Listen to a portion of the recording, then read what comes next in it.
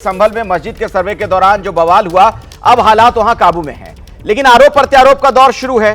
BJP ने विपक्ष पर संभल का माहौल बिगाड़ने की साजिश रचने का आरोप लगाया है। देश में ये जिहादी आंदोलन, जिहादी वाले लोग जो शरिया कानून स्थापित करना चाहते हैं, भारत के लोकतंत्र को खत्म करके, कानून के तहत सर्वे की टीम थी। अगर कानून पर ये हमला है, ये लोकतंत्र पे हमला है, ये भारत पर हमला है, ये देश बर्दाश्त नहीं करेगा, उत्तर प्रदेश बर्दाश्त नहीं करेगा।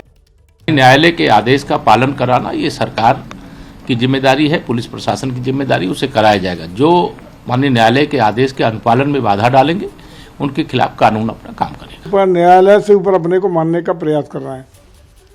मैं समझता हूं कि आदरणीय योगी जी और मोदी जी के नेतृत्व में सरकार चल रही है, ये संवैधानिक मूल्यों का आदर भी कराएगी, कानून का पालन करना पड़ेगा। ये कोई तुगलक की फरमा नहीं चल सकता। देश का कानून सब लोगों पर लागू है, वो मानना पड़ेगा। इस तरह की अराजकता, गुंडई और न्यायालय के आदेश की अवहेलना या उसके खिलाफ जिस तरीके से आप देख रहे हैं तांडव करने का प्रयास कर रहे हैं, ये योगी जी की सरकार में चलने वाला नहीं है। निश्चित रूप से कानून उनको ठीक कर देगा, कानून का राज रहेगा। किसी की गुंडई, अराजकता ये चलने वाली नहीं है। संभल में हंगामे को लेकर सियासत भी तेज है। समाजवादी पार्टी ने आरोप लगाया कि बीजेपी लोगों का ध्यान भटकाना चाहती है और अधिकारी हिंसा फैला रहे हैं। संभल में पथराव हो रहे हैं, हिंसा हो रही है। देखिए, भारतीय जनता पार्टी से जुड़े लोग और सरकारी संस्थाओं का प्रयोग करके तमाम तरह की ऐसी स्थितियां पैदा करते रहते हैं जिससे जनता भड़के, लोगों की भावनाएं आहत हों और किसी तरह समाज में विघटन और विभाजन बना रहे।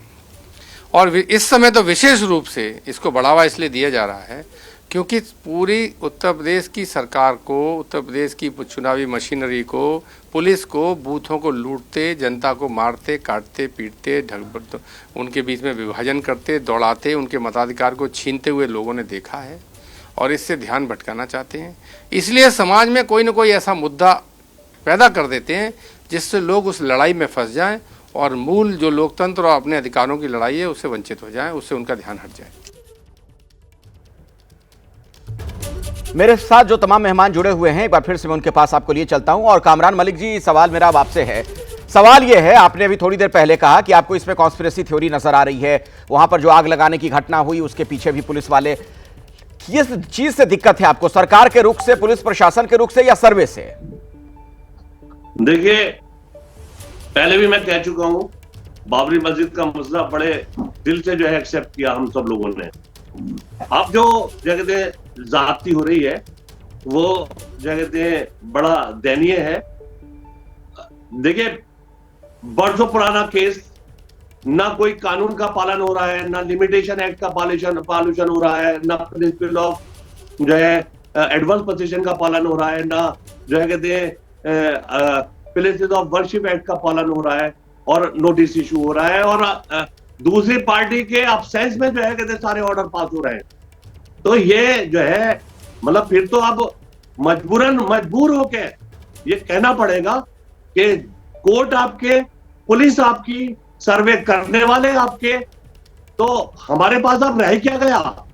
मैं लेता हूं जवाब। आचार्य विक्रमादित्य जी, कामरान मलिक जी को अगर आपने सुना, वो कह रहे हैं कि नाइंसाफी हो रही है, उनके पास क्या रह गया अगर इस तरीके से सब कुछ होगा तो? कामरान मलिक जी वकील है, मुझे पता नहीं इन्होंने वर्शिप एक्ट पढ़ा है नहीं पढ़ा, इस प्रकार से बात बोल रहे हैं। पढ़ा तो जरूर होगा, लेकिन यहाँ पर आके जो चश्मा बदल देते हैं वो समझ में नहीं आती। आर्कियोलॉजिकल सर्वे ऑफ इंडिया के अंदर प्रोटेक्टेड साइट है और 1991 वर्शिप एक्ट के अंदर एक प्रोविजन है कि जो साइट्स आर्कियोलॉजिकल सर्वे के अंदर प्रोटेक्टेड है वो इस एक्ट के अंदर नहीं आई और वहां कोई मस्जिद तोड़ने का सर्वे नहीं किया जा रहा है। आपको विजिटिंग करने के लिए कौन रोक रहा है? आपको विजिटिंग करने के लिए कौन रोक रहा है? वो बाबर ने मंदिर तोड़ा, उसका एक सर्वे करने के लिए अगर हिस्टोरिकल भारत समझ के आप जाते हो तो जा सकते हो। आप उस कानून को मिसइंटरप्रेट मत कीजिए, उस कानून को मिसइंटरप्रेट मत कीजिए, उस कानून को आप मिसइंटरप्रेट कर रहे हो, वो कानून को आप मिसइंटरप्रेट कर रहे हो। आज वो हिस्टोरिकल इमारत है। बारी बारी से बोलिए, दोनों बोलेंगे तो किसी की आवाज कोई सुन नहीं पाएगा। हाँ, जल्दी से विक्रमादित्य जी खत्म करिए पहले आप। हाँ, जी मेरी बात पूरी होने दीजिए। फाजिल साहब के पास मुझे जाना है, जल्दी से विक्रमादित्य जी खत्म करिए। अरे जी बताता हूँ आपको, जो ऑफ इंडिया एक्ट है कोई भी कर सकता है, सर्वे कराने का अधिकार है। आप लोगों ने बात किया कि मुसलमानों के अलावा कोई अंदर जाएगा नहीं। ये बैठे हुए यहाँ पर बात कर रहे हैं वकील है, मुझे 1991 एक्ट प्रोविजन के अंदर कहा गया है कि आर्कियोलॉजिकल सर्वे ऑफ साइट जो साइट्स है, जो आर्कियोलॉजिकल सर्वे के अंतर्गत आती है, उन पे ये एक्ट लागू नहीं। चलिए ठीक है, उस पर एक्ट लागू नहीं होता है। फाजिल अहमद जी, आपसे भी मेरा वही सवाल, किस चीज से आप लोगों को आपत्ति है, दिक्कत क्या क्या सर्वे नहीं होना चाहिए अगर कोर्ट के आदेश पे हो रहा है? देखिए, जूनागढ़ मंदिर का मामला मैं बताऊं आपको। जूनागढ़ मंदिर में कोर्ट के ऑर्डर पे एएसआई का सर्वे हुआ। एएसआई ने सर्वे रिपोर्ट दिया और कहा कि जूनागढ़ मंदिर के अंदर बौद्ध गुफा है और पूरी तरह से वो मंदिर बौद्ध है और बौद्ध मंदिर उसे घोषित कर दिया जाए। ये एएसआई का सर्वे है। मामला अभी तक सुप्रीम कोर्ट तक मामला पेंडिंग है। एक बार भी ये लोग बात नहीं करते हैं कि बौद्ध मंदिर क्यों दे दिया जाता है। जब जूनागढ़ बौद्ध मंदिर की बात होती है, स्वामी प्रसाद मौर्य कहते हैं केदारनाथ धाम बौद्ध मंदिर है, बद्रीनाथ धाम बौद्ध मंदिर है। देश के 80,000 राजा शशांक ने बौद्ध स्तूपा को तोड़ करके हिंदू मंदिर में कन्वर्ट कर दिया था। तो ये लड़ाई तो बहुत दूर तक जाती है कि कौन बौद्ध मंदिर तोड़ के हिंदू मंदिर बना, कौन मस्जिद बना। स्वरूपा जी, और अगर इस चर्चा में पड़ेंगे तो ये लड़ाई तो बहुत दूर तक जाती है। जी, मैं कहना चाहूंगी कि सच्चाई से भागना गलत नहीं। क्या ये नहीं जानते, इतिहास गवाह है और सारे जो हमारे कहीं भी आप उठा के इतिहास में देख लीजिए, 1800 मंदिर मिनिमम बता रही, लगभग बता रही, 1800 से ज्यादा मंदिरों को तोड़कर मस्जिद बनाई गई थी।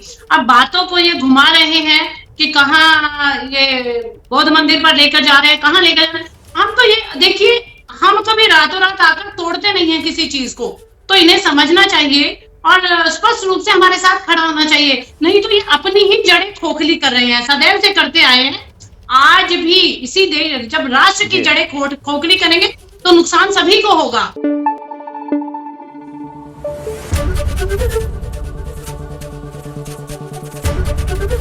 एबीपी न्यूज आपको रखे आगे।